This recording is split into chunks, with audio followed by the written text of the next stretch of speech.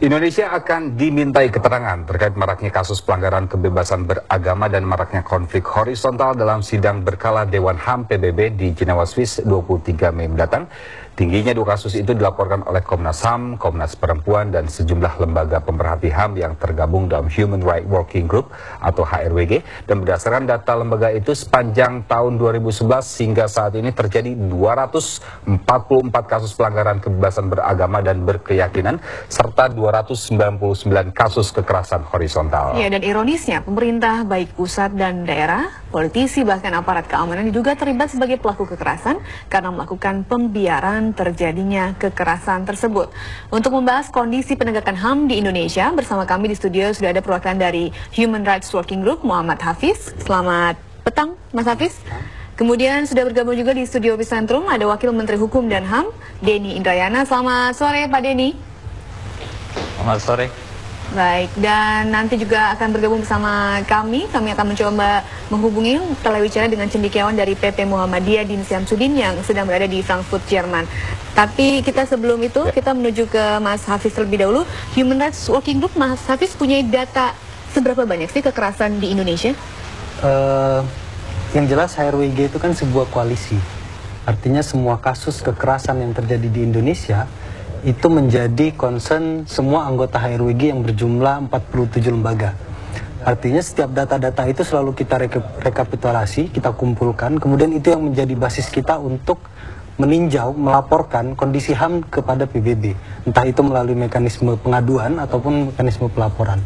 Seperti yang tadi dikatakan, hampir 6 bulan terakhir atau bahkan pasca sidang pertama tahun 2008 Indonesia di Dewan HAM PBB, hampir tidak ada kemajuan sama sekali secara konkret.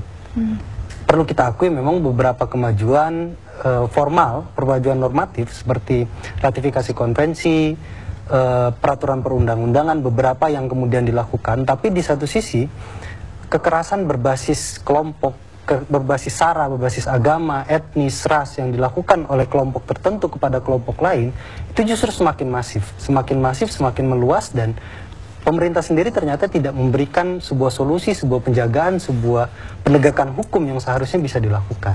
Seperti itu. Ini juga langsung kita tanyakan ke Mas Denny. Mas Denny, gimana nih? Ada tuduhan bahwa pemerintah tidak serius menanggapi kasus-kasus yang seperti tadi diuraikan, Mas Denny. Iya. Memang terima kasih buat teman-teman yang telah memberikan masukan. Harus diakui bahwa masalah hak asasi manusia kita memang masih banyak yang harus disempurnakan. Saya tidak ingin kemudian pemerintah terkesan defensif, kemudian juga lalu mengatakan semua beres-beres saja.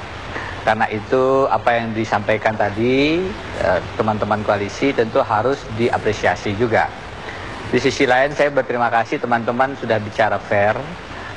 Paling tidak tadi dikatakan dari sisi normatif, dari sisi regulasi, dari sisi peraturan juga ada perbaikan-perbaikan.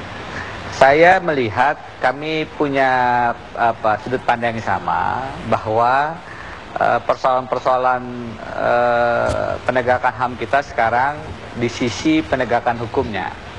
Kalau masalah penegakan hukum mungkin tinggal dilihat apakah sejauh mana aparat sekarang telah melaksanakan tugasnya. Bagi aparat di lapangan tentu saja tidak mudah untuk melakukan pengamanan-pengamanan, misalnya tadi soal kekerasan terkait dengan rumah ibadah, kekerasan terkait dengan mesuji yang pernah saya pimpin. Tentu di lapangan itu aparat berusaha untuk mencegah terjadinya bentrok-bentrok antara dua atau bahkan beberapa kubu yang sebenarnya kalau dilihat dari sisi eskalasi yang tidak meningkat ada capaian. Tetapi bagi sisi yang lain yang menginginkan sama sekali tidak ada konflik, tentu dianggap kegagalan. Tentu ini evaluasi bagi aparat, terutama aparat keamanan, yang lebih tepat penjawabnya dari sisi ini adalah kepolisian. Tapi dari sisi Kementerian Hukum dan HAM tentu saja kami terus melakukan koordinasi dengan kepolisian, dengan kalau terkait dengan agama, Kementerian Agama, kalau terkait dengan wilayah, Kementerian Dalam Negeri, tentu saja melalui Dirjen HAM. Saya pikir di lapangan tetap ada dinamika Dan inilah yang tidak mudah mengelola dinamika di era demokratis. Bukan demokrasinya yang salah, tapi demokrasi itu memungkinkan orang untuk menyampaikan pendapatnya, pandangannya terhadap suatu ideologi, terhadap pandangan agamanya, dan kemudian itu bebas untuk dikemukakan. Tetapi persoalannya bukan penyampaian pendapat yang bebas itu, biasanya kemudian jika dia bergesekan dengan kekerasan atau bergesekan dengan anarkis, perusakan. Nah, kalau yang sudah begitu memang yang harus ada di depan adalah penegakan hukum. Ya, Mas Edi dan Pak Hafiz, kita juga ada di ujung telepon sudah bergabung bersama kita. Ada Pak Din Samsudin, Ketua Umum PP Muhammadiyah. Selamat petang, Pak Din. Selamat petang atau ya, pagi waktu Frankfurt. Baik. Tentunya Pak Din sudah mendengar apa yang telah kita perbincangkan. Kita ketahui bahwa Anda juga sempat berpidato ya Pak dalam sidang umum PBB Februari lalu. Ini mewakili umat Islam sedunia. Bahkan Anda juga diangkat sebagai tokoh Islam oleh kerajaan dari Pulau Pinang di Malaysia. Tentunya ini sebagai upaya peningkatan toleransi di Indonesia. Namun apa yang terjadi sekarang? Kita ketahui, kita membahas tentang adanya konflik horizontal berbasis sara dan agama. Ini pandangan Anda seperti apa Pak Din? Ya, saya dapat menyetujui penilaian tersebut bahwa konflik-konflik horizontal bahkan juga vertikal tengah meningkat di kehidupan kebangsaan kita ya. Walaupun tidak mudah untuk melakukan penilaian secara umum, karena selain konflik-konflik horizontal juga harus diakui berkembang pula harmoni-harmoni horizontal antara baik antar umat beragama, antar etnis, dan bahkan ada relaksasi politik antar partai-partai politik umpamanya. Ini juga harus dipandang ya, sebagai suatu hal yang positif. Oleh karena itu, pada sisi bahwa ada konflik-konflik horizontal, ada tindak kekerasan, memang harus diakui. Saya bahkan pernah mensinyalir ini bisa meluncurkan Indonesia menjadi negara kekerasan. Suatu waktu saya mengadu kepada Presiden SBY tentang kekerasan yang terjadi, dan apalagi yang mengatasnamakan agama. Yang saya katakan itu bukan agama, itu adalah kriminalitas. Yang seharusnya negara hadir, aparatur negara harus hadir, dan cepat melakukan pencegahan dan dengan penegakan hukum.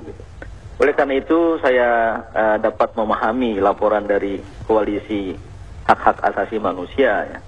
Dan ini yang harus kita lakukan, walaupun ya, saya cenderung menyarankan agar hal-hal seperti itu tidak harus segera dilapor ke PBB gitu. Sebaiknya kita selesaikan secara bersama-sama di dalam negeri, dan terutama menggalang koalisi dengan masyarakat madani yang saya kira punya concern yang sama ya.